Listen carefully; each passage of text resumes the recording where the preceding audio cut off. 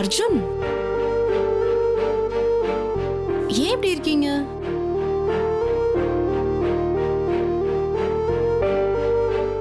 அர்ஜுன், என்ன ஆச்சு? ஏன் இப்படி இருக்கீங்க? என்ன இதெல்லாம்? குடிச்சிருக்கீங்களா?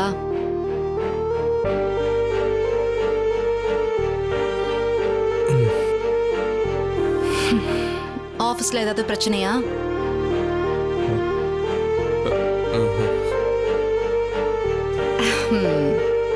தெரியுது. பூஜா வர போறான்னு செலிப்ரேட் பண்ணிட்டு வந்திருக்கீங்க. செலிப்ரேஷன் கொஞ்சம் ஜாஸ்தியா தான் போயிருக்குன்னு நினைக்கிறேன். இதெல்லாம் நாட் பெர்மனன்ட். ஓகே, நான் பயங்கர ஹாப்பியா இருக்கேன். இங்க வாங்களே, உட்காருங்களேன்.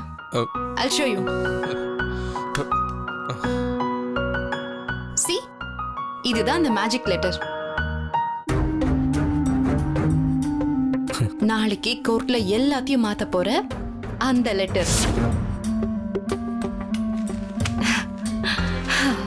அர்ஜுன், உங்களுக்கு தெரியுதா, பூஜா எல்லாமே இந்த வீட்ல சந்தோஷமே இல்ல.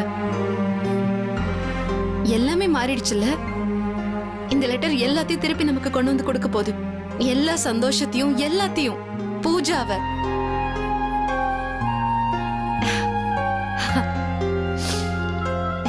அவ எங்கிருந்து போய் கொஞ்ச நாள் தான் ஆச்சு.